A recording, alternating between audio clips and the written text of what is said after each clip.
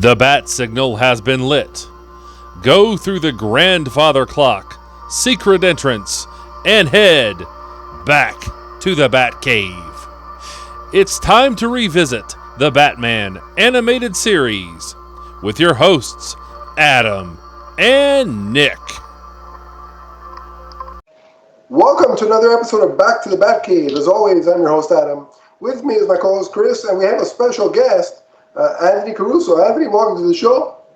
Thanks for having me. It's a long time coming. Big fan. Yes, we've been talking about it privately to get you on, and we made it work for the first of hopefully many guest appearances here. Just so you're familiar with Chris. Chris, how are you doing today as well? How's things? Things are good. I can't complain. Well, hey, listen.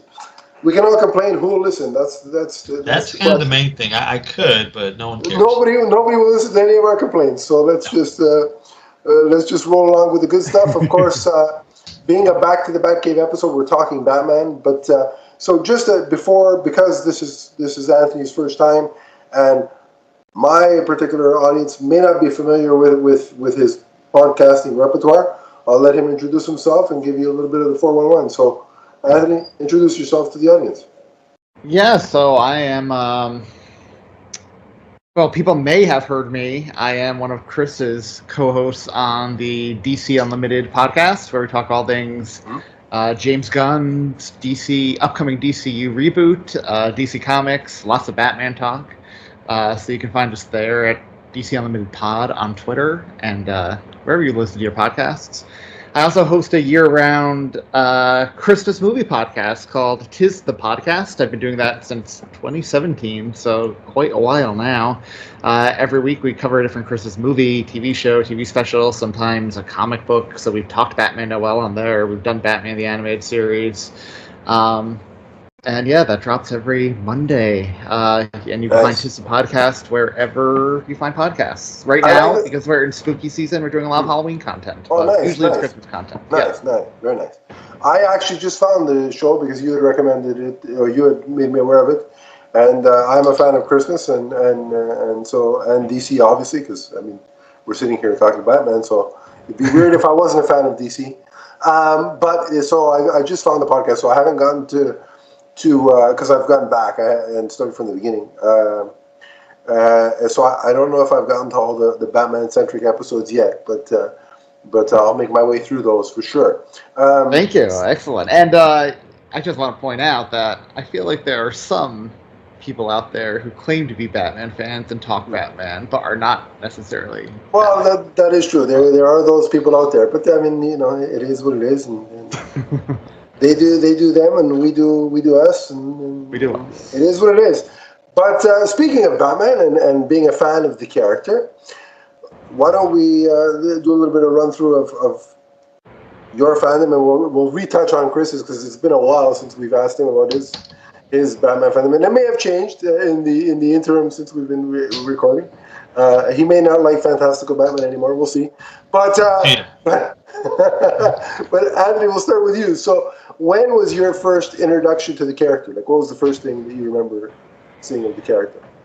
My first introduction. So I don't remember a time in my life without Batman. There are photos of me a few days old in Batman onesies. So I was born in '89, the year Batman came out. So yeah. I guess my parents are all in on Batmania. I had a bunch of Batman stuff as a newborn.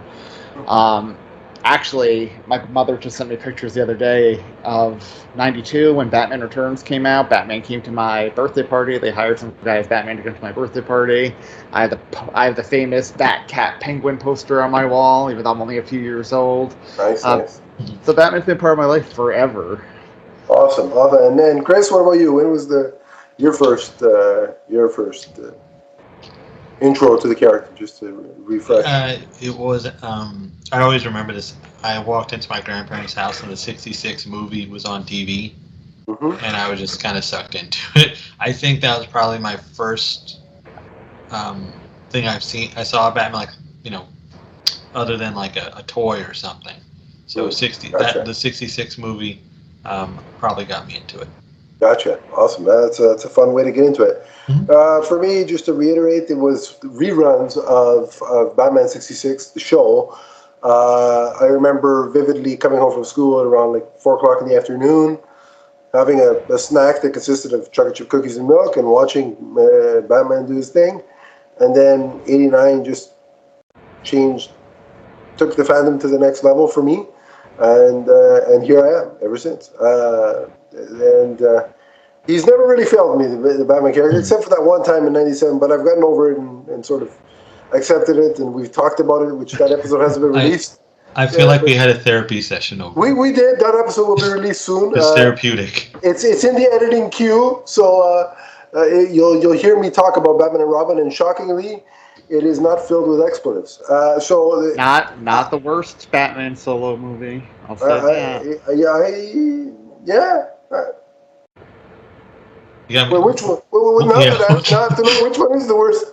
Which one is, in your opinion, is the worst Batman solo movie? Batman Forever. All right, I'm gonna go now. Yeah. I will.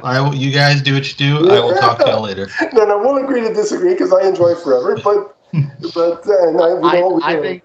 Can I just take a minute to explain myself? Yeah, we're not gonna gang up on you. I'm not going anywhere. I think that Batman and Robin, unintentionally for sure, is a fantastic adaptation of the '60s TV show. I'll agree with that. And when I view it through that lens, I have a lot of fun with it. In fact, you could pick Uma Thurman's Poison Ivy out of that movie and put her in an episode of the '60s TV show, and it would work incredibly well. So I like it on that level. I can't argue with that. I concur with that, actually. So yeah.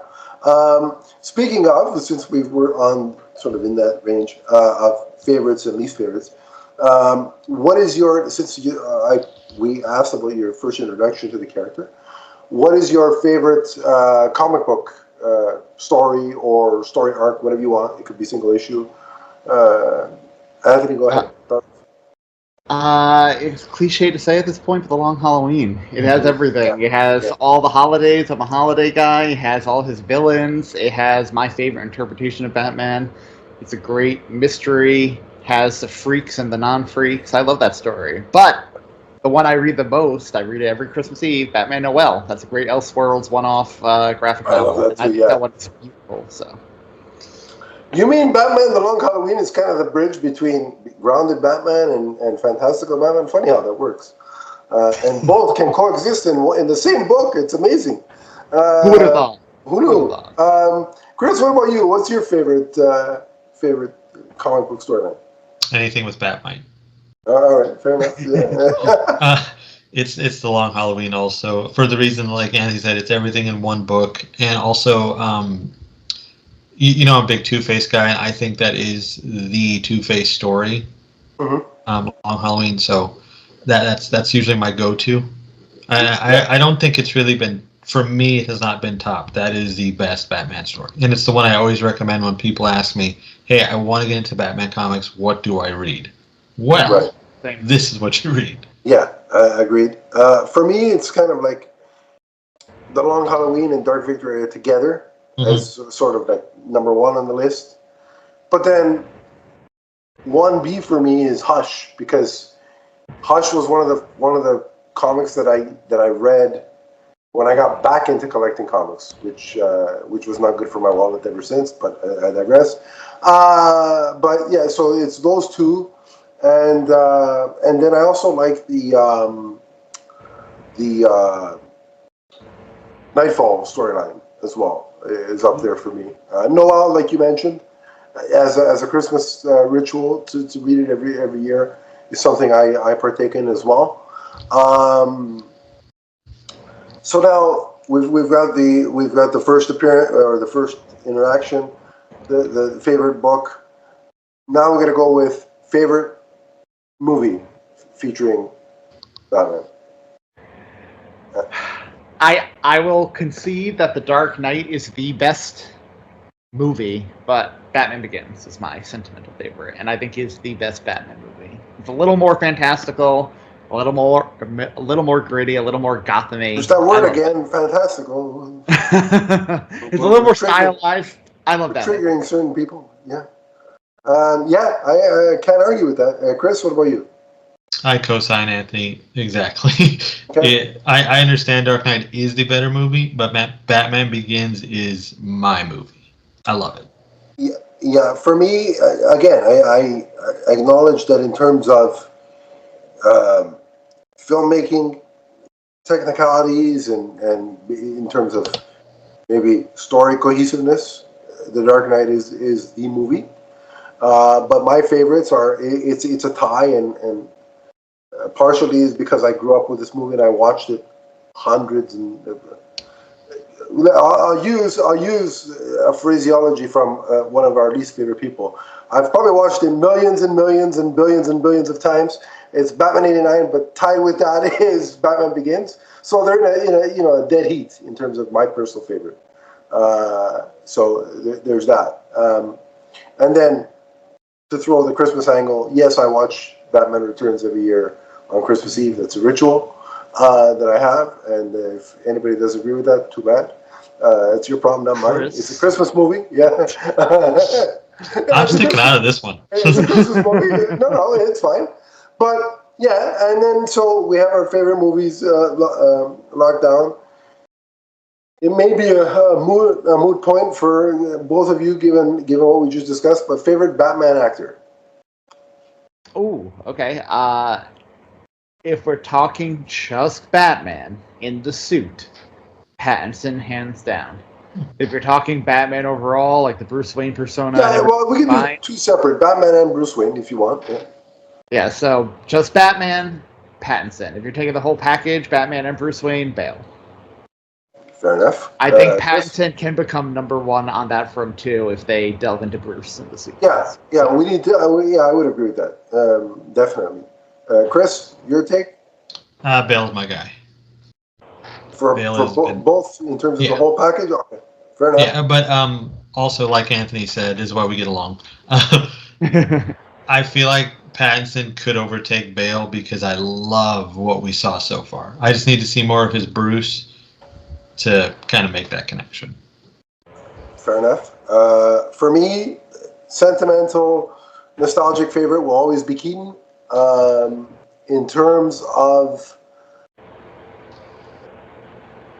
the whole package, Bruce and Batman, it is Bale. And then I concur with both of you that in the sequel or multiple sequels, if there is a development of the Bruce Wayne persona, Pattinson could overtake Bale, because from a pure Batman perspective, I don't think we've ever gotten more time with Batman in the suit than in the Batman, and that's part of the reason why I loved it so much, because he was in the suit 98% of the movie, and so I concur with both of you on that front. And then I guess probably one last one in terms of just so we cover all the forms of media. And since we're going to talk about an animated project, which I'll tee up next, but in terms of animation, what is your favorite Batman animation? Batman the Animated Series is still the gold standard for me, but let me tell you, Caped Crusader comes very close. Very close. And give it another season or two, I can see it not just hitting on par, but surpassing. Yeah. Chris? Yeah, the animated series, it is the... I think that's the benchmark. That's the mark you want to hit when you're creating an animated series based on a comic book character. You want to do that. Yeah. I would agree. For me, it's Batman the Animated Series, and yeah, I've said this. I don't know if I've said it on air, but off air, I've said it. Batman the Animated Series is the best adaptation of Batman outside of the comic books, in my opinion. And so I like where Cape Crusader is heading, and a couple more seasons, could it do that and be the top dog in that arena? It's possible, for sure. And a couple years ago, I would have never thought that. I want to just second what you said. That is the definitive Batman for me. Like the definitive on outside of the comics. Right. And I just made this argument on the most recent episode of DC Unlimited, but I'll reiterate it here. I think Batman is made for long-form storytelling.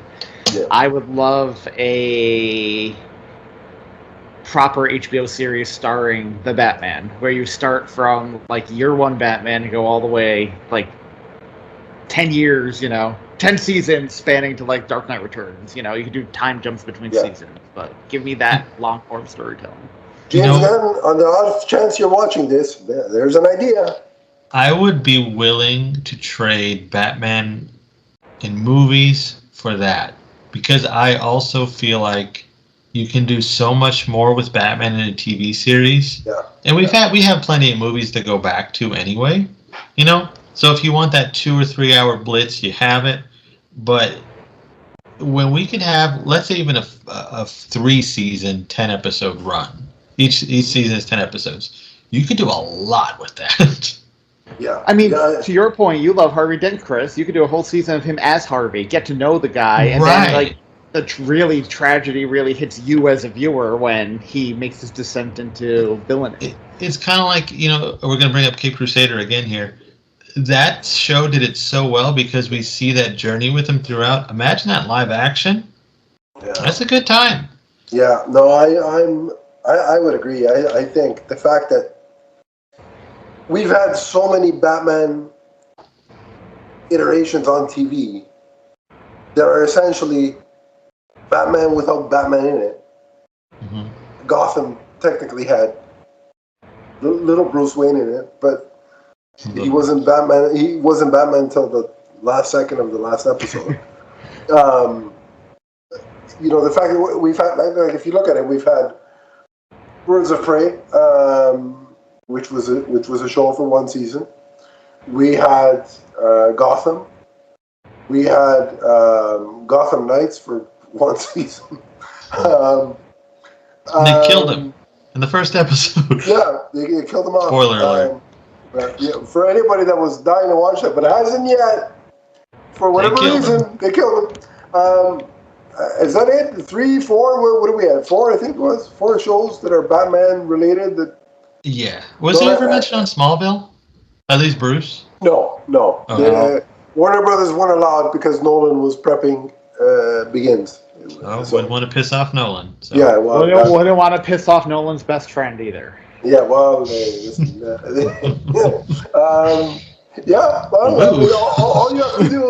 you have to do for that is just put Batman beside a Robin, and I'm talking Nolan's wife, guys. I don't know who you got. I'm talking Emma Thompson. Well, yeah, you don't want to piss off Emma. Yeah, I mean, just as a general rule of thumb, don't piss off your wife, folks. Or David Goyer. David Goyer. Wesley Snipes did that quite well, so who knows? I'm not afraid of David Goyer. But yeah, so I'm all for a Batman TV series with Batman in it, especially with the fact that HBO is right there, and obviously with the Penguin. Depending on when this goes up on YouTube and in the podcast feed, by all accounts, by all the official statements, another show directly entrenched in Batman's world, the Batman's world. We are not going to see Bruce Wayne or Batman, according to the official line being sold to us by Matt Reeves and Lauren LaFranc. He's not going to show up. So, which I know is not something that makes Chris happy. So, I mean, James, again, if you want to... Am I allowed to drop a swear word here or no? Well, it's marked as not for children, so I'll give you one. We'll do the PG-13 one. I'll give you one. I call bullshit. Oh yeah, that's going to show up. Bullshit's fine. Yeah, he's gonna show up. There's no way it was just coincidence. Robert Pattinson was in New York when they were shooting the finale. There's just no way. Okay. One of them's gonna show up. I get they want to keep it a secret, but they're flat out lying to us. Right. And we can live stream me eating my shoe if he doesn't show up. All right. Well, okay. Well, we'll keep that on the books, Chris, and then we'll have that as an exclusive on DC Unlimited. We'll have that. I think we might have people pay to watch that. That'll be a Patreon exclusive, maybe. I don't know. But I think Anthony, Phil, and myself will all be eating sneakers on there. So listen, I'll eat sneakers if I find out in an official interview that James Gunn has to ask permission from Matt Reeves to do it. Anything with Batman in the DCU, but that's when I'll start eating shoes. Again, James, if there's any, if you want to, for whatever reason, if you decide, you know what, to further differentiate our Batman from Matt Reeves' Batman, let's have him appear in a 8 to 10 episode season. Mm-hmm. I would not say no to that. And it would probably, I'll tell you right now, sight unseen, don't know who's playing Batman in the DC universe yet. Again, I'm assuming, according to certain people, they have to consult Matt Reeves about that. But whoever it is, I can guarantee you that if you put that on HBO, that would be the highest rated HBO program possibly in the history of the network. So it seems like a no-brainer to me. And I think, guys, at some point in the history of Batman in live action, when they've grounded him into a coffee bean, the way they are now, and when they've gone the other way around and done all that, like, I feel that a live action series on something like HBO is an eventuality at some point. I think it probably comes down to budget too, because I don't think Batman needs to be expensive. Right. But I would imagine there are several costs that are involved with getting, certain things running, and then certain characters require a bit more. Like we mentioned, Two-Face, or perhaps Scarecrow. If they do Man-Bat, there's me at Mr. Freeze. The costs pile up. Whereas I'm sure the Penguin, if you ask me, it looks pretty cheap. So I mean, I don't know that it costs. It's just Colin Farrell and makeup walking around a city, so that was probably the highest part of the budget, was the makeup scenario and the whole. Right, and even then they slimmed it down so it's easier, so it takes less time. Yeah. So even that's probably cheaper to deal with now. So I think somewhere down the line it's an eventuality, but obviously it doesn't seem like it's happening yet. Again, unless when New York Comic Con comes around, James Gunn, while he's there, because we know that he's going to be there, or it may have happened by the time this is released, who knows? Because the plan is to have this for Halloween, so you'll be seeing this on Halloween. But the editing process may be sooner, maybe if anything, it's sooner. It won't be later, but it'll be sooner. But either way, I think unless James Gunn comes out at New York Comic Con and says, change of plans, instead of Brave and the Bold, we're doing a live action Batman HBO series to introduce our Batman. I think it's a ways off, but I think at some point it's going to happen. That would be awesome. But I concur with what you brought up there. Why not do it kind of like a series movie, kind of like then the movies are the big event villain type thing, kind of like almost like the Avengers. Yeah, that's a way you could do it. Yeah. Yeah, but my only issue with that is, would you have to watch the show? Because that's cool for us because we're gonna do it anyway. I mean, I would say, especially with the first two Avengers movies, you don't have to watch the previous ones. They still stand on their own. That's true. Yeah. So I mean, and depends how much you want to cover of his career. Like if it's something like you guys are saying, where you want to do it on a long form. So the first season could redo the whole year one or whatever the hell you want to do. Keep it on the cheap. Then you do a movie. But like you said, you could alternate so that you could have a Mr. Freeze in a movie and do somebody like Two-Face. Or you do the movies for again, we're just speculating here, obviously, but season one's Batman on his own. Like you do kind of like the Long Halloween, then the movie could be an adaptation of Dark Victory, him getting Robin, and that's a big movie. Yeah. Robin even makes more sense on TV, I think. just because you could spend more time with it. Like, in a movie, he's going to adopt this child who's a kid, and you have to watch him decide in the course of 2 hours or less, this kid's going to fight crime with me. Yeah, whereas if you're doing a series, it's different. There is a case to be made for long-form storytelling in the TV medium is probably better serves a lot of these characters. If you think about in terms of telling certain particular stories better than a 2-hour movie, Batman is probably easier in a sense to do because it's always going to be cheaper than, let's say, a Superman, right? Like the fact that they've done so many Superman TV series and haven't done Batman since 1966 seems a little backwards to me, given that Superman cost a crap ton more money to do. I was talking about that with somebody last night. If you think about it, Superman has been on television since what, the 50s? Yeah. Pretty consistently. Yeah. Because you had the George Reeves stuff, then the Christopher Reeves stuff. We had Lois and Clark, which ran for a long time. Smallville, which ran for a long time. We had Superboy, remember, which was Superboy, which was an offshoot of the movie, sort of. Superman and Lois. So Superman is if they could do Superman on TV, and it's usually on a smaller network without the budget that they can get from Max or HBO. Yeah, exactly. Let's try it. Like, especially because they're bringing Harry Potter to TV for God's. Yeah, if you could do Harry Potter on TV, you could put a man in a bat suit. I don't care what villain you were talking about. Man Bat, Mr. Freeze, Crazy Quilt, the Condiment King, whatever. King Tut. They're a lot cheaper than anything that you got to do with Harry Potter. Or even like the Percy Jackson show. That's an expensive. It's not HBO, but still. Or Lord of the Rings. Rings of Power. Rings of Power, Harry Potter, those are fantasy worlds. So if you're creating a whole giant, realistic-looking castle and magical creatures and stuff on a television budget, you can do a bat suit and a few fantastical villains in a regular old city. Yeah. Come on, James, hire us. We just gave you the blueprint. Go ahead. We'll take that for free. You can take that and invite us to the premiere or something. I don't know. Or better yet, just give me Margot Robbie's number. I'll take that and run. Anyway, we didn't come here to pitch a TV show, although we did free of charge. That's you're welcome, James Gunn.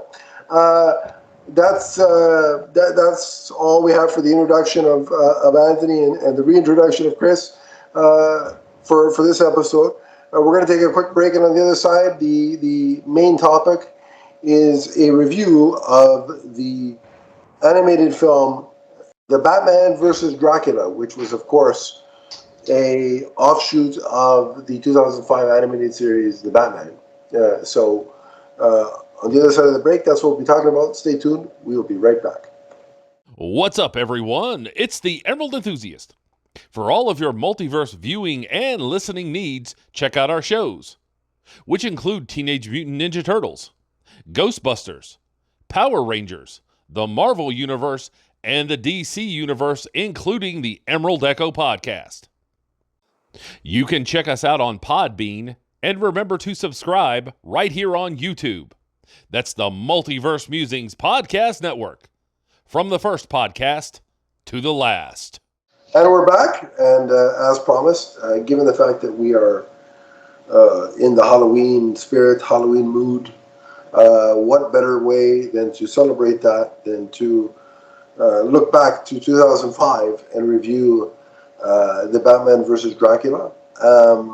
So, just as a sort of lead-in into the movie, what was your guys' perception and opinion of the Batman animated series? I thought at the time, and I still think it is criminally underrated. It took some interesting directions with designs, but for the most part, I think it's a great TV show. I like what they did with the Batman and the characters and the mythos. So I loved this TV show, and I think, and I thought, and I still think it deserves more love. Chris?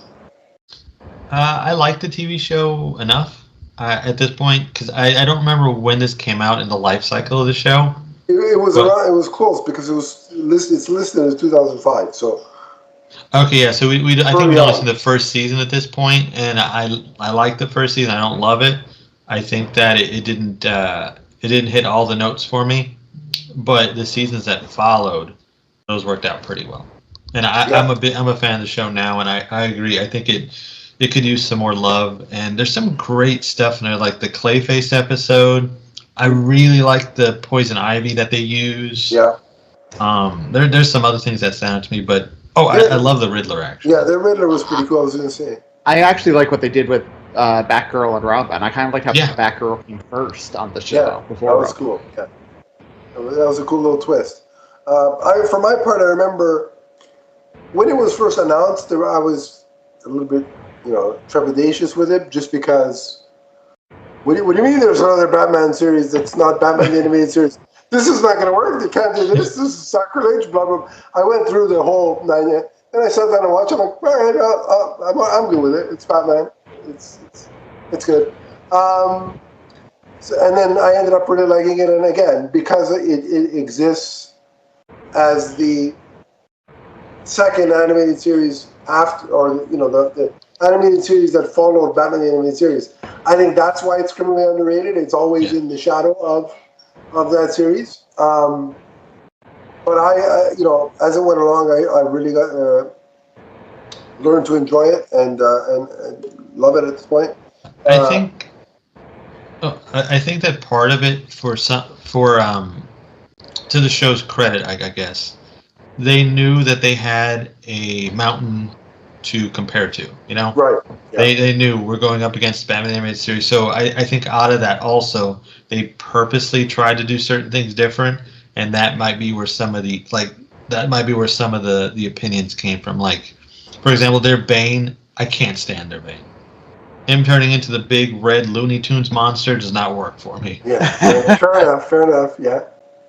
But I think that's part of it too. They just knew what they were up against, so some things were different just for the sake of being different without really having an idea like, this is cool. Yeah. No, but it makes sense that they had to be different on purpose because, it's the same situation in terms of, Begins coming after the other Batman films. They had to do something different. Mm-hmm. They couldn't just first movie out, let's recycle the Joker, because if Batman Begins would have had the Joker to start, the obvious thing that was going to happen was, oh look, let's compare it to what Batman '89 did with Jack Nicholson, right? So they went with a Scarecrow. They separated it. Like there was no, you couldn't compare because they did an origin where Batman '89 just we were plopped into a world that had Batman existing. Mm-hmm.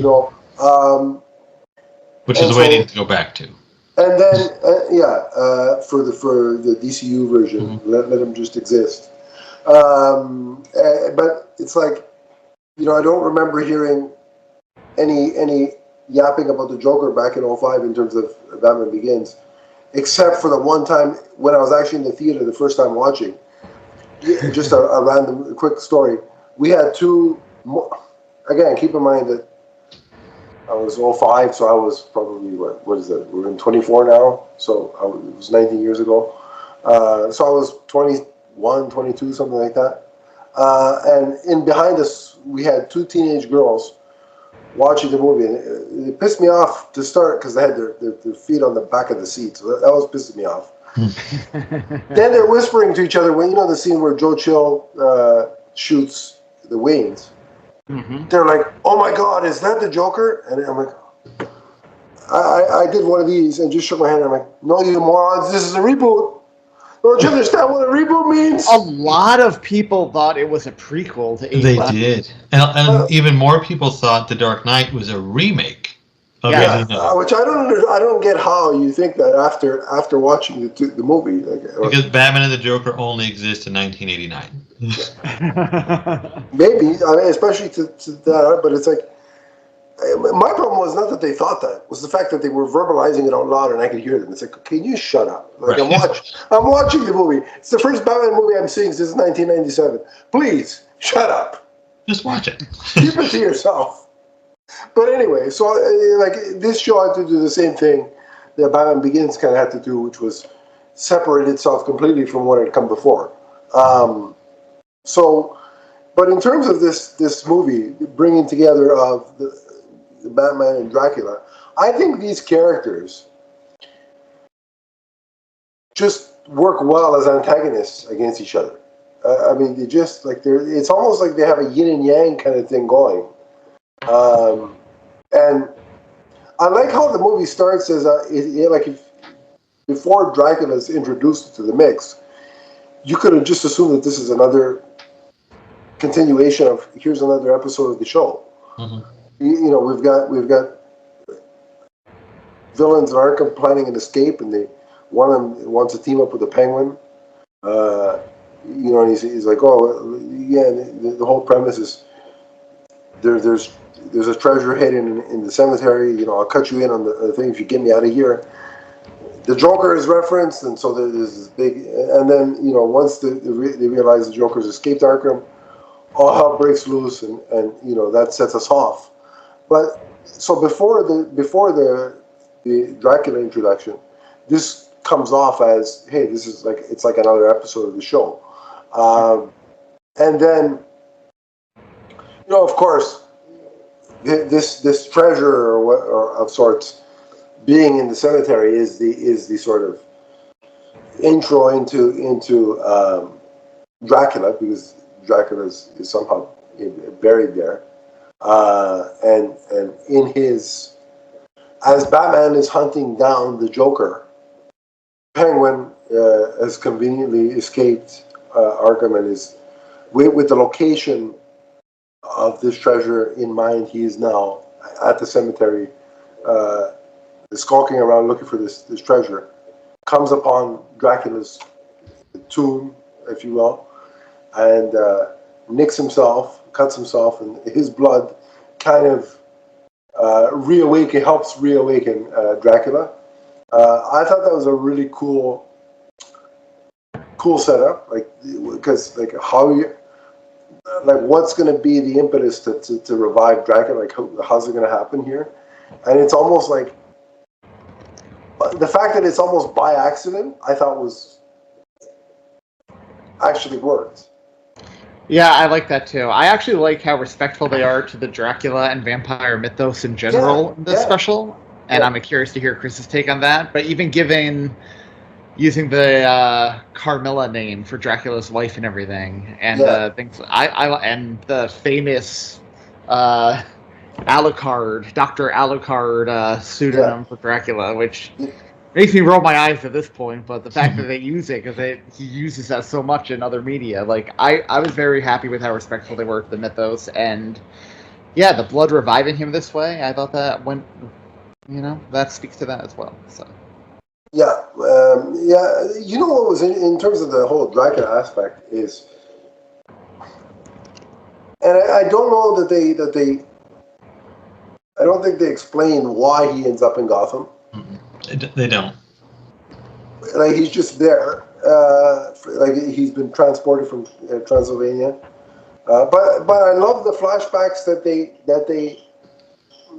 that you see in terms of his death, quote unquote, and then him being transported to Gotham.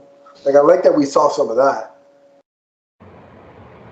That was actually present, as opposed to he's just in Gotham, deal with it. He's conveniently he's just here. Just move on, right? So that there was. I mean, I'm sure there could have been a story where Dracula sought out Gotham himself for the same reason he goes after Bruce in this, because he's interested in the Batman. Yeah.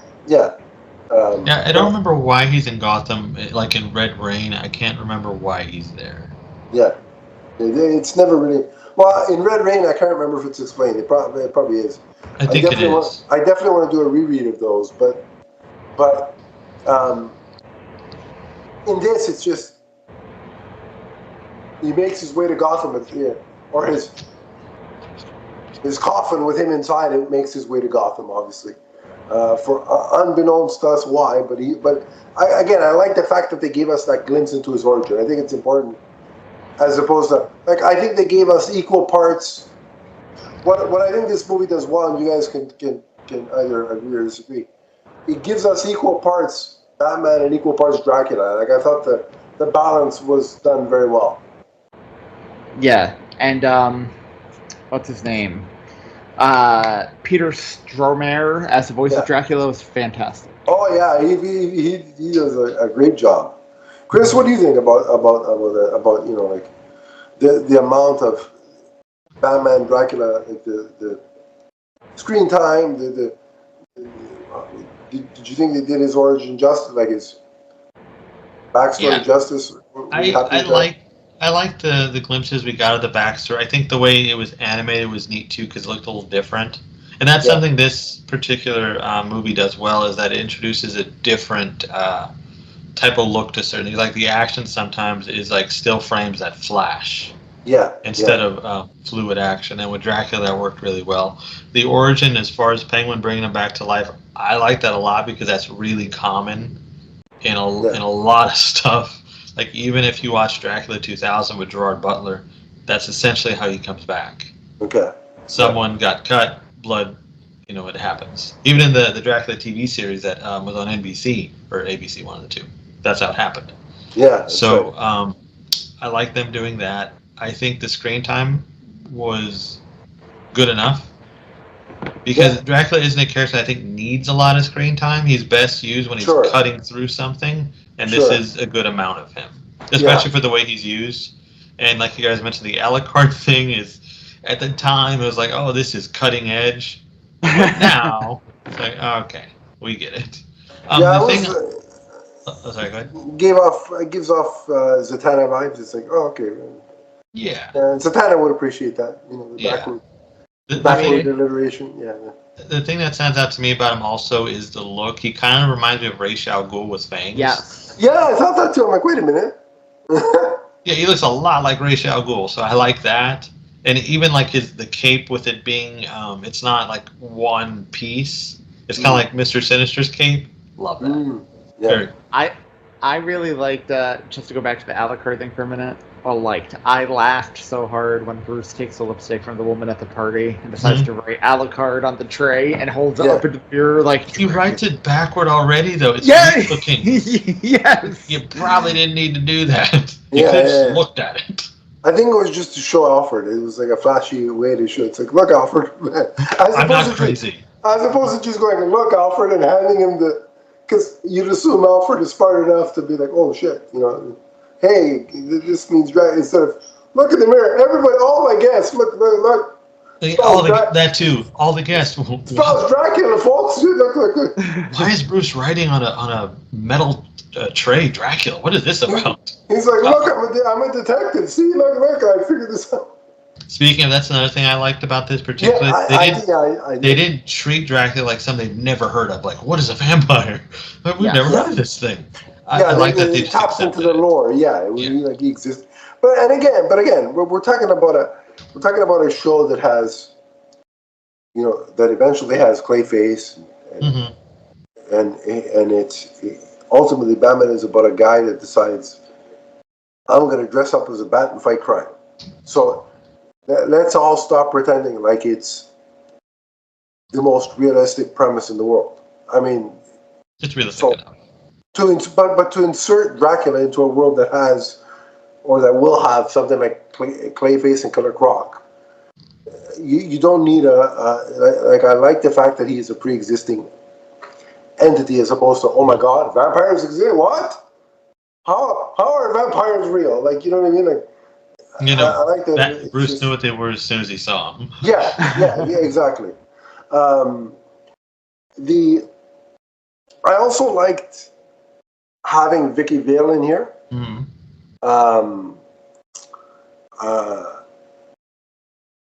And I like the fact that they still played up the whole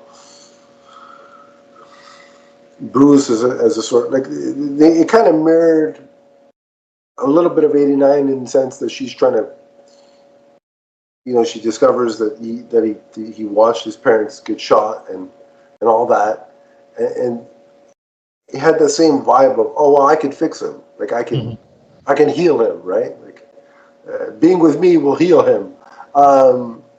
She had that kind of vibe going, but also what I liked about it was the sequences where they would flash to the death of the Waynes, was very reminiscent of it had and part of it was because of Dracula and the dreaming of the bats and all that.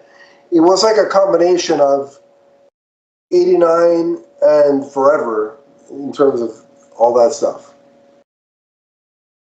Yeah, no, I like that. I like the fact I liked. She even had that whole scene where she was kind of talking to herself. Am I doing this because he's a good-looking guy, or because he's an interesting story? Like that is what she is doing at first. She's not going on a date with him because she's into him. She's going on a date with him because she wants to get the story and the scoop. Yeah. And I like that. She gives her agency. She's not just a dumb, like, blonde, or I guess in this case brunette, who is just enamored by him. And I like that. Yeah, and she didn't, have relations with him, to put it nicely. The first time they have the first, I do too. But it's about time she comes back in the live action movie. And Kim Basinger, as you all know, is on the list. Even though that joke does not hold up, 125 pounds. Yeah. Wasn't it 108? Wasn't it 108? Well, yeah, I forget what it was. Yeah. I think but that joke, which was just basically a fat joke of Batman's part. Yeah, it was 108, which is not huge at all.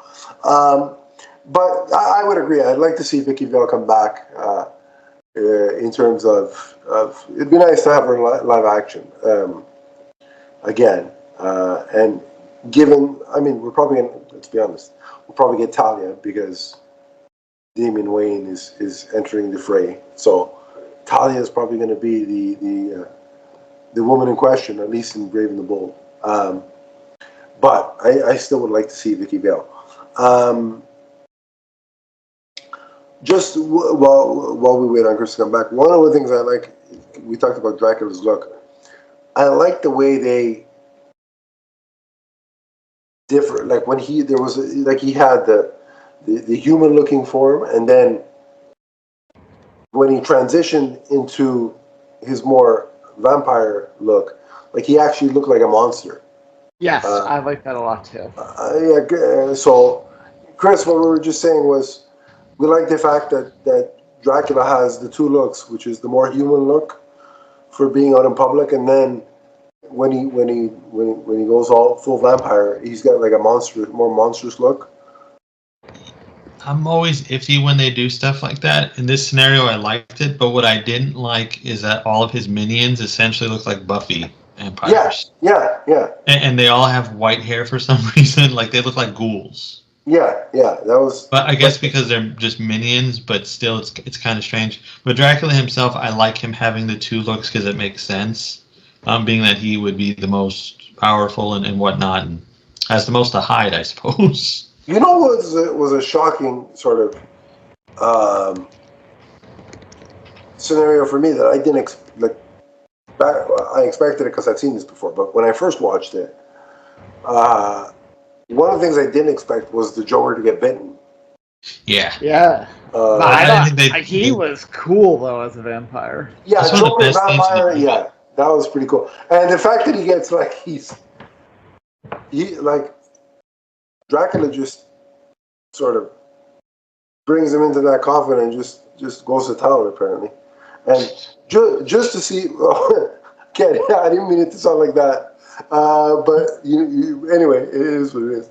But the point is, other than Batman, you really don't.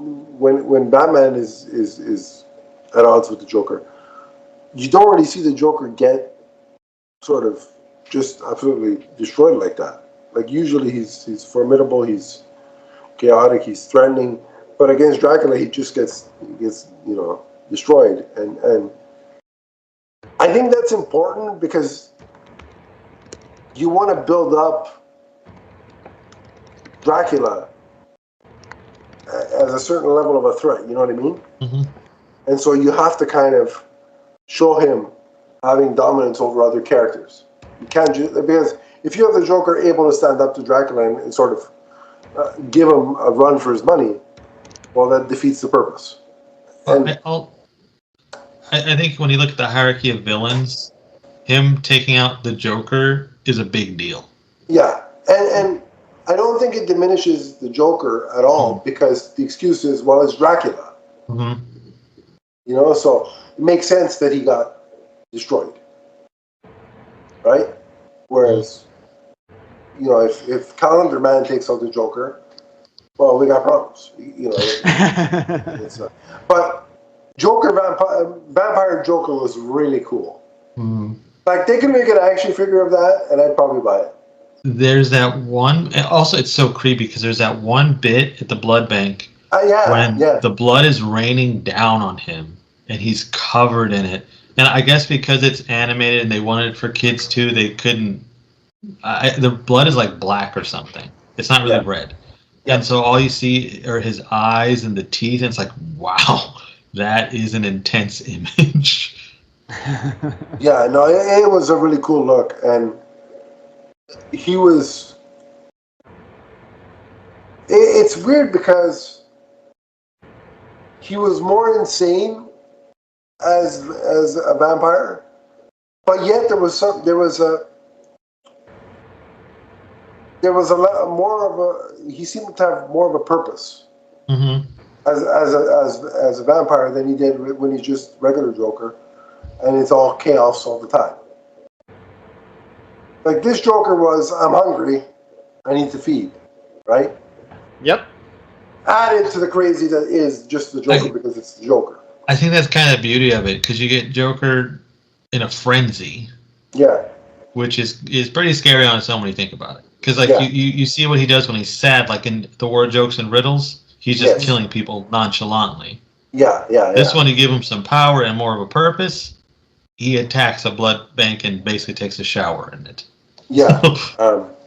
And so I like the fact that one of the things I really like about this movie is Alfred's role, because he's actively helping Bruce at every turn. In terms of, we've got standard Alfred, who's being the head butler at the event, the party. Yes. And Alfred being the boss was hilarious. Just barking on orders like no tomorrow. Reminded me of the scene in The Dark Knight Rises at the beginning at the party where he's giving Anne Hathaway and the waitstaff all those orders. Yeah, so that was cool. We got to see him chastising Bruce about, wanting him to find love and, like spurring him on to like call Vicky, talk to Vicky, interact with Vicky, please, like get yourself. I really like that. Yeah. So this Alfred and Bruce throughout the whole series just work well together. Yeah. So we had that aspect of the relationship, but then we him actively helping Batman. With his detective work and stuff like that, which kind of reminded me a lot of the little bit that we saw of Andy Serkis in the Batman had that kind of vibe to it as well. Right? Yeah. I really like the way this Alfred is portrayed. And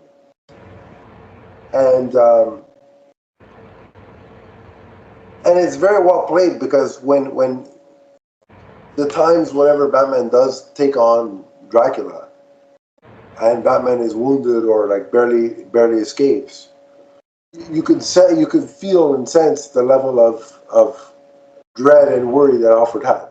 I thought that was very well played.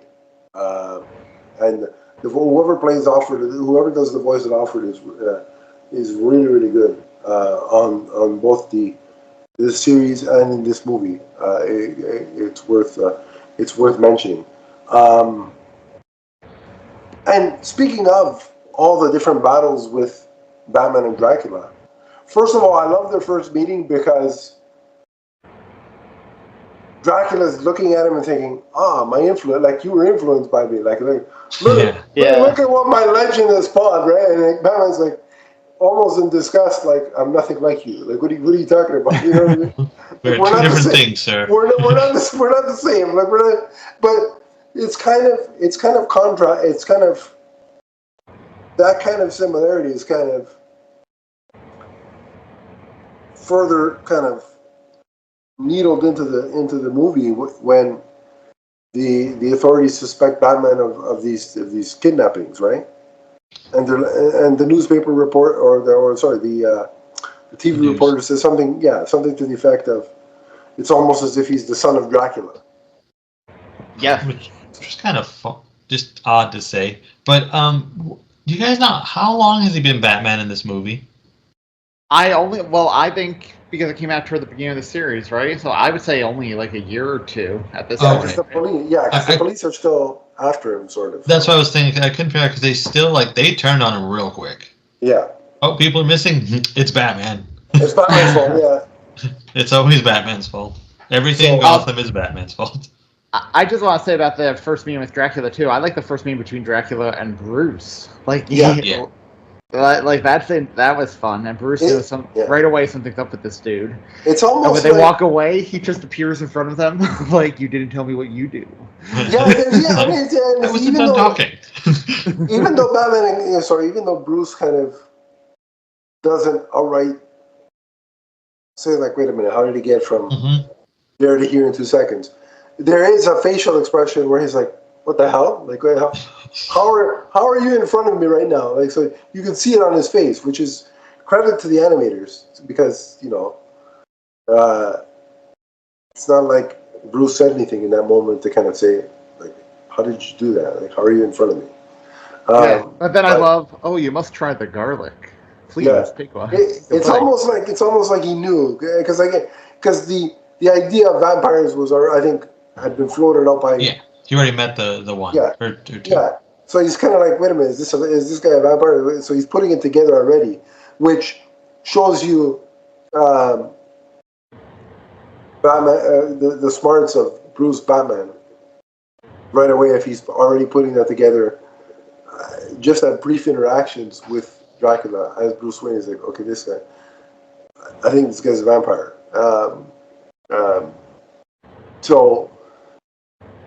But yeah, that meeting was cool. But then I liked it again. Obviously, you knew Batman was gonna win in the end by the end of the movie, because there is an animated series. They can't kill him off. Spoiler alert. So we knew he was gonna win, but I like the fact that in all three major encounters between the two of them, when he's Batman, never did Batman have a clear-cut upper hand. Like, he was always the underdog. There was always the threat of, is he going to make it out of this? Like, you know what I mean? Like obviously as a fan, because, again, he has to survive. But I thought it was cool, the scene on the rooftop where he's just flinging batarangs at them and Dracula's just dodging them, like, no issue at all. Like it's Matrix or something. Like it's nothing, and, the first time he was saved by the sun coming up, which was it, and which gives them sort of the idea of using that machine that's harnessing the sunlight for energy. That convenient machine. That Wayne Enterprises was developing. See, that's where we needed Morgan Freeman's Lucius Fox to kind of come in and say, by the way, we have this machine. That'll kill vampires. But so it was kind of, but anyway, the idea of the sun coming up sort of gives them an idea to use that machine in terms of. I was hoping, for a little train chase where we got to stop this machine before it heads to Wayne Tower. Yeah. That would have been good too. Actually, I thought it begins during this when the three vampires are about to get hit by the train. And Bruce jumps away. I thought his line, I'm not going to kill you, but I don't have to save you. Yeah. Now, I'm curious if this came out after Begins or before. Probably after, right? This, I believe, was after, yes. Because I think the series itself started after Begins, I believe. So Begins, of course, was 2005. Or no, this was before. The series was before, yeah. Because I think the series is... I'm checking 04. right now. Is it 04? Maybe 04, but... Yeah, I'm checking. I thought it was 04. It is. Okay, so we got the series and then the movie, yeah. Okay, so, yeah. So the series was just before. But... And even, again, another area where I give this movie credit is the whole time trying to find a cure for the vampire infection. You know, after the Dracula bite. They spend so much time showing Bruce in the Batcave, you know, with the costume up, with the cowl down. Yeah, that was neat. Doing the detective work, doing the trial and error of trying to find the cure. And his guinea pig is the Joker, which I find hilarious. And not only is it hilarious, but the fact that it keeps him basically in a jail cell on the bottom level of the Batcave while he's maybe 100 feet away, cowl off, just doing what he does is pretty funny to me. And the fact that to keep Joker like alive, he's giving him his own blood. It's like, he cares. Yeah, see, for all those people that say, "Oh, but Batman is terrible because he punches people in the face and he doesn't use his wealth to help people," he cares. Look, he was giving Joker some blood. I mean, you know, he gave his worst enemy his blood. It's kind of Christ-like in a way. He knocked him out, but you know, yeah, Batman is basically DC Jesus, I guess. By your analogy, which, and if you talk to Warner Brothers in the box office, that's more than true. But yeah, I really like the fact that there was again, this movie provides a really good balance of, let's show Batman doing the kick-ass action that we're used to, right, that we expect from a superhero animated series, but also let's key in on the detective aspects of the character, which sometimes can get lost in certain adaptations. So I liked the balance there. And then, like, the fact that the third... what I didn't realize, I think, through any watch through until the, like... because I hadn't watched this in a while, so I'd forgotten. But the fact that the final fight starts elsewhere, but it's Batman leading Dracula to the Batcave.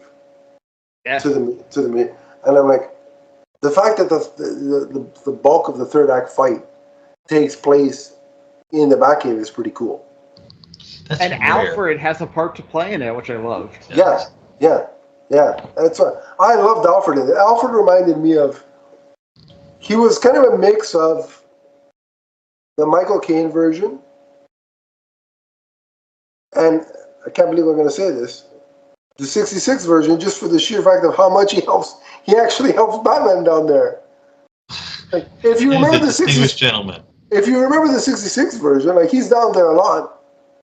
Like, yeah, he knew how to do everything with everything down in the Batcave. Alfred could handle it. Like, he even pretended to be Batman. Remember in certain episodes of the original 66 series. So that's why, like, this the fact with the amount that this Alfred does, he really like, it was really like a hybrid of the 66 Alfred meets Michael Caine's Alfred, which was kind of interesting and really fun for someone like me who's a fan of both.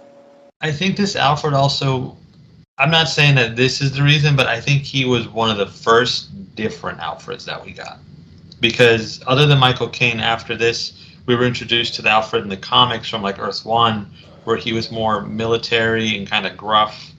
And then we had Beware the Batman, where they went full on. Jason Statham has retired, and now he makes eggs in the morning for Bruce. Yeah. And then Andy Serkis, obviously. Exactly. Andy Serkis, who I think is an offshoot of that.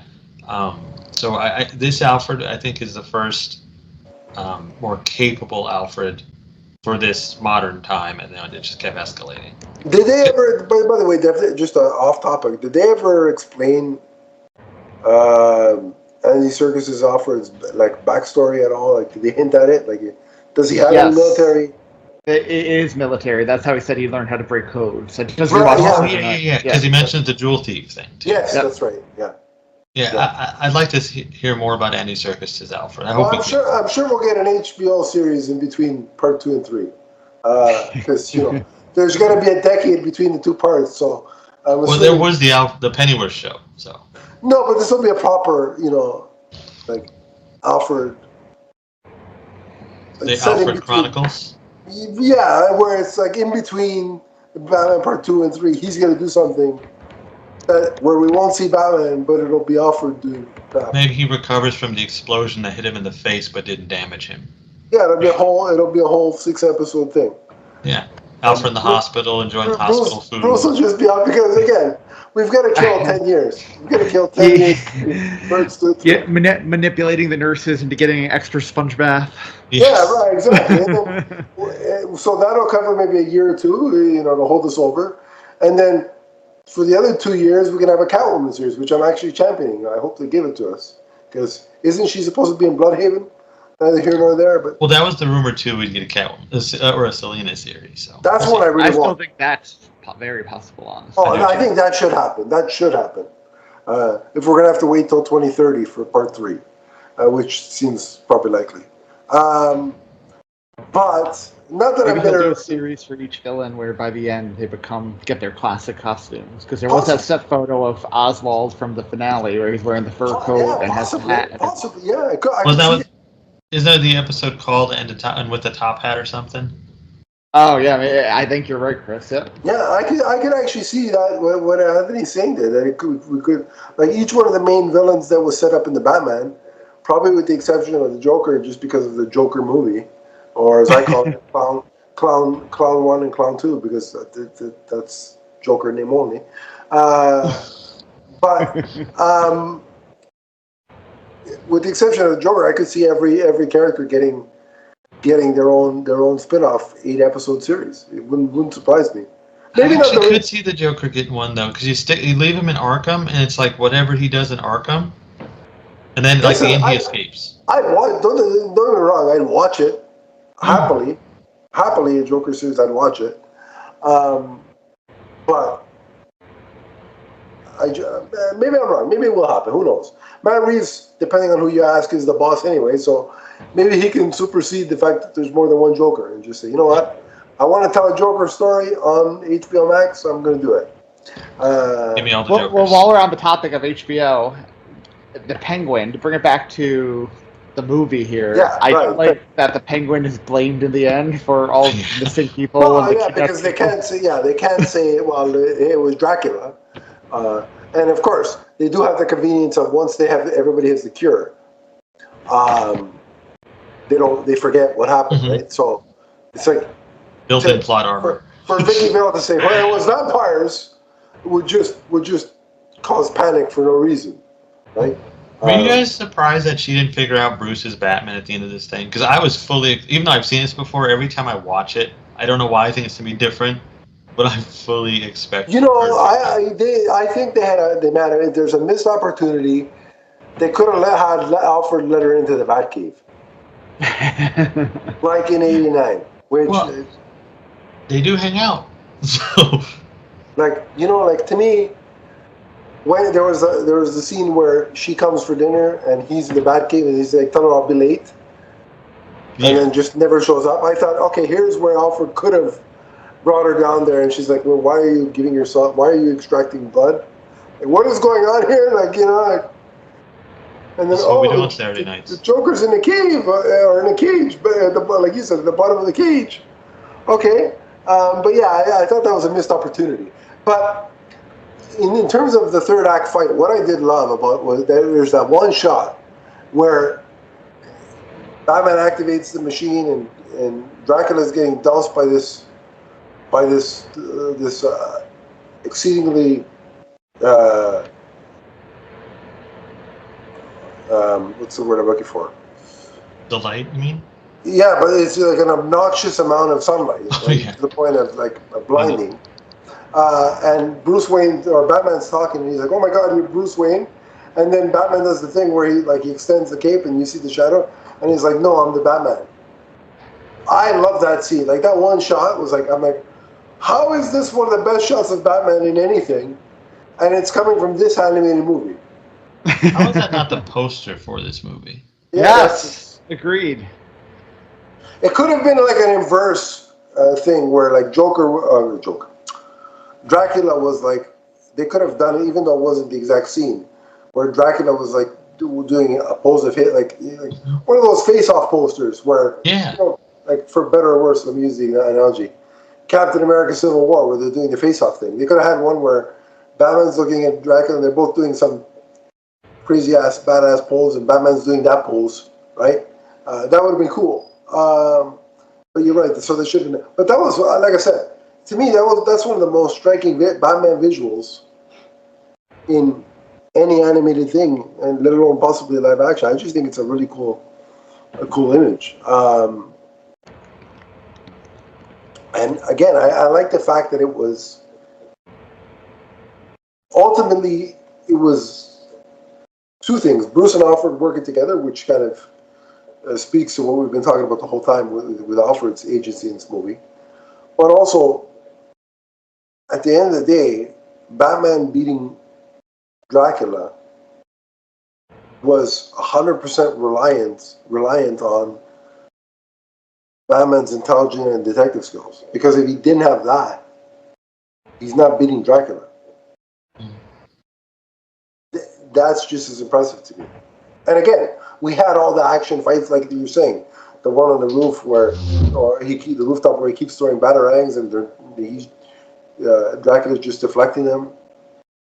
Or the one where he takes down several vampires, that leads to the train sequence. So we got enough of the action stuff. Yeah. But again, the fact that the third act resolution came down to detective skill is really impressive to me. And I think it sets this it allows this animated movie to stand on its own. Where thinking about all the animated movies that we've seen, is there one more than this one that relies on where the finale hinges on Batman's detective skill as much as this one? No, I don't think so. Maybe The Long Halloween, but they changed it. Yeah, they made some tweaks to that one, but yeah, that's an interesting thing. I'm trying to think of the ones I've seen. The Long Halloween might be the only one.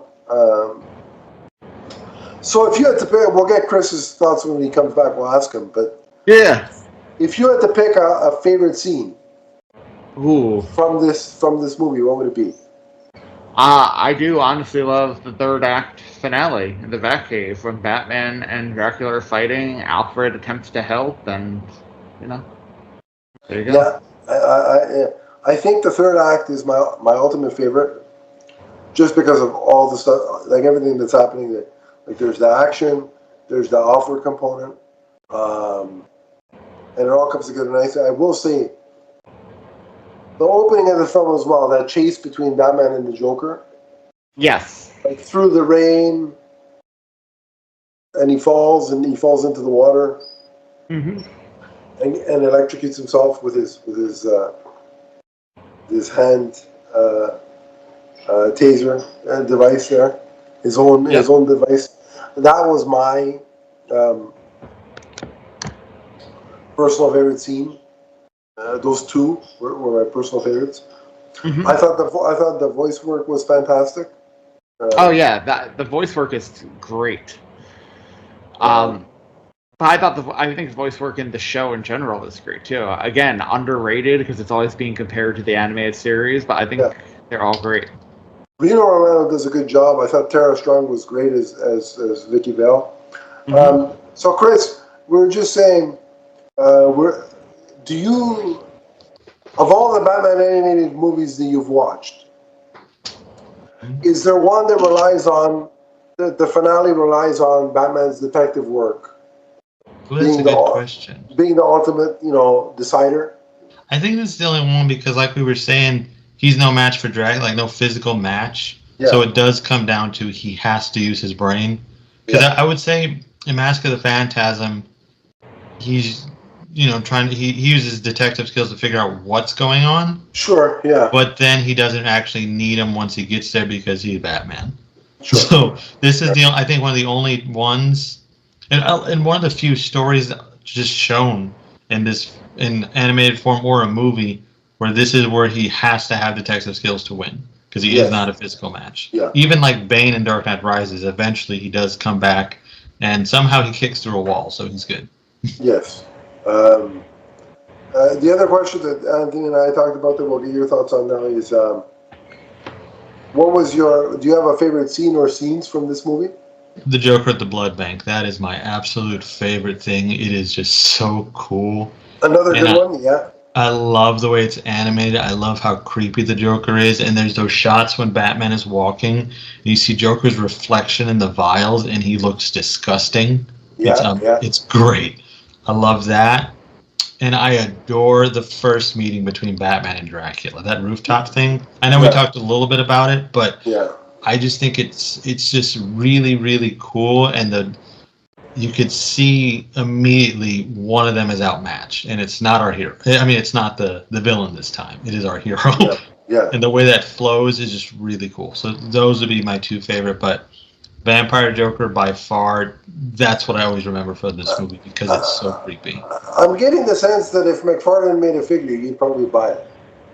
I'd probably buy two of them, one to display and one to keep in box. Just and I have to say that because I know whenever Johnny is on a podcast with me, he always mentions the McFarlane figure. So as he's editing this, I'm sure he'll get a kick out of my mentioning that. And though, I would actually, if McFarlane ever went back and made some of these figures of some of these characters, I would really like to buy these. I would like a Batman. Yeah. The Joker, of course. I don't know if a Penguin figure would be fun because he'd just be small. Yeah. But I would definitely take some figures from this universe because I like it a lot. Well, the Clayface. On that note, I'll just point out that I guess back in the day, DC Direct made a statue of this version of Batman, which I have. So that's kind of cool. That's cool. That's kind of cool. He's actually right beside. Hold on. He's actually beside my signed. A friend of mine once got me a signed, a Christian Bale autographed image. So it's beside that. The two 2005 iterations of Batman are together in the cabinet. And then while you were away, Anthony and I were praising the voice cast. Reno Romano does a great job as Bruce and Batman. I thought Peter Stormare, I think it is, right, is great as Dracula. And I thought Tara Strong was good as Vicky Vale. I didn't even realize it was Tara Strong. I didn't know it was either, actually, until you said it. Until the credits. She sounds different. Normally, I think she sounds more like I don't want to say a character, but you know. She's done Harley, right? Mm-hmm. Before. She's done Batgirl before. Yes. I think she's done a lot of characters. Correct me if I'm wrong. She was Batgirl in the animated series. Do I have that right? That sounds right. And I know she took over for Arlene Sorkin as Harley. Yeah, she did. So she was Harley in the animated series as well? No, she was Harley in the other versions.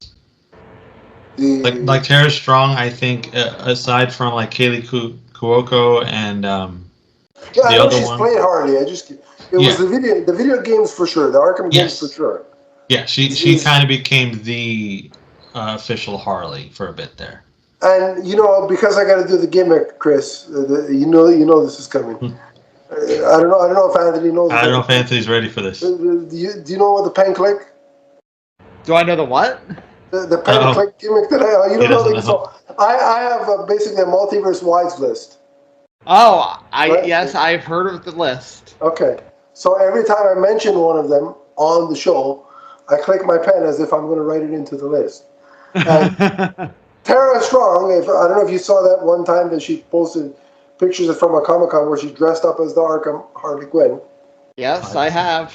When I saw those images, that was the moment I realized that Tara Strong was on the list. There is the obligatory pen click,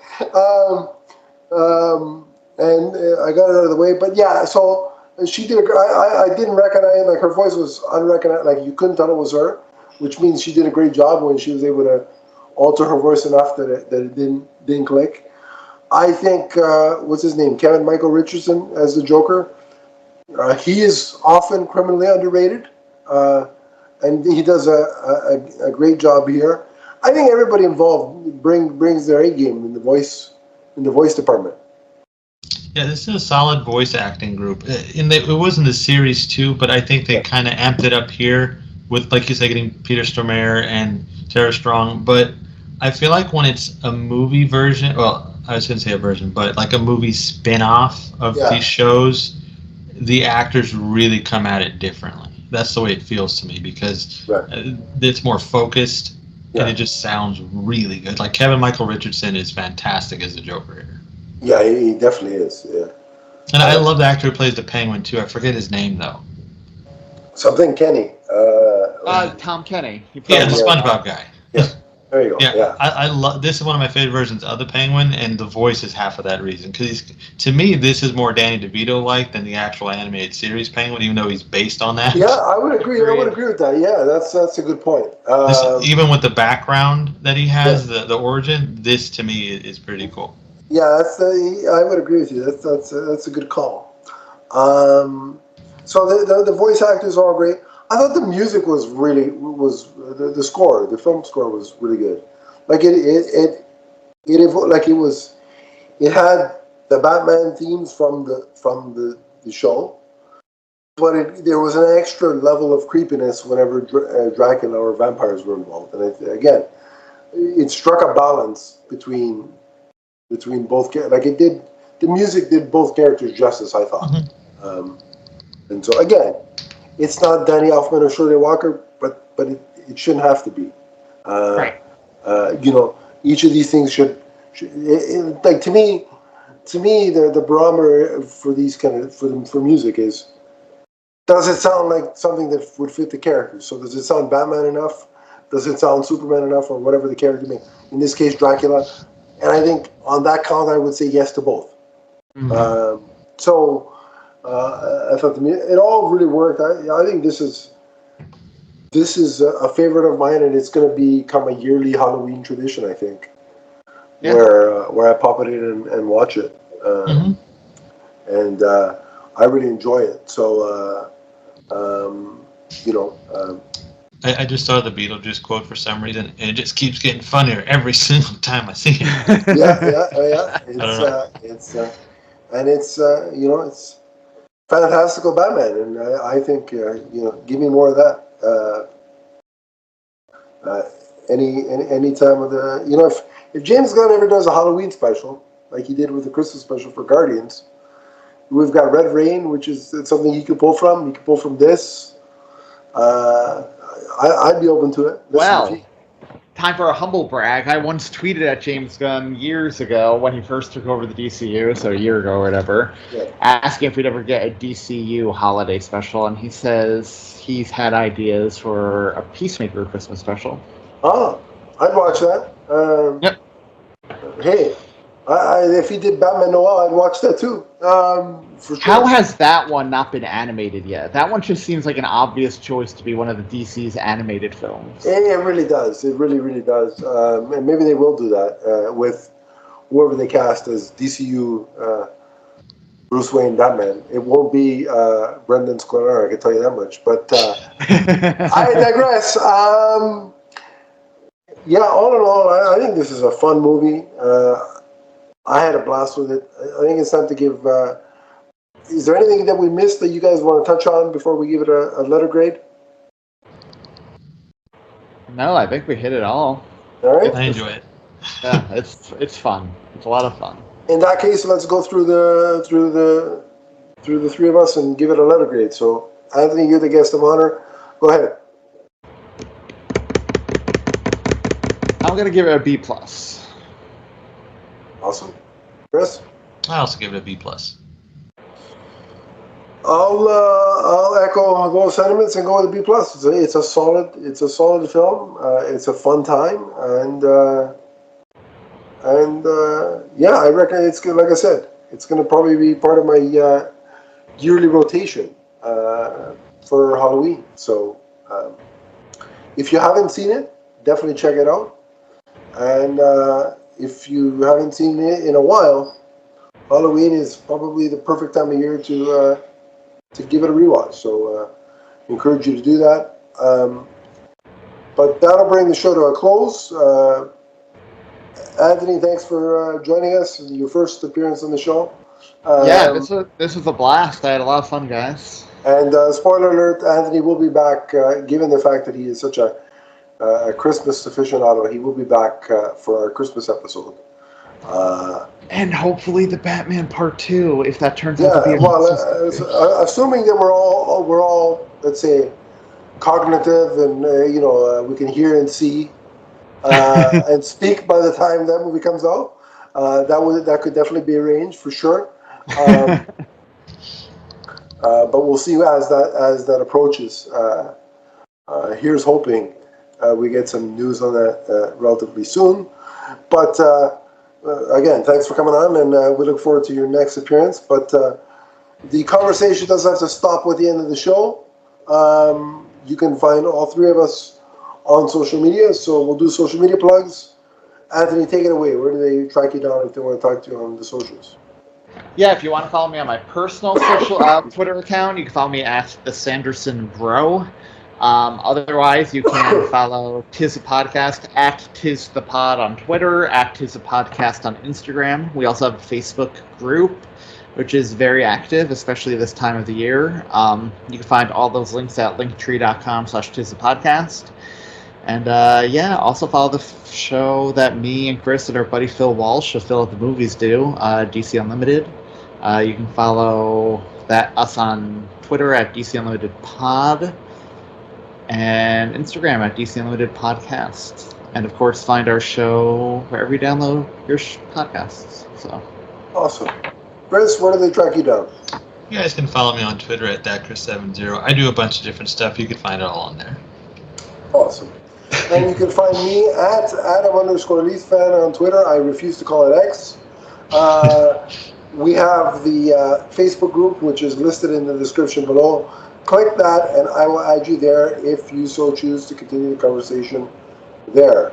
But until next time, remember that the Batman versus Dracula is forever. From the first time they encounter each other on a Gotham rooftop to the last. So long, everybody.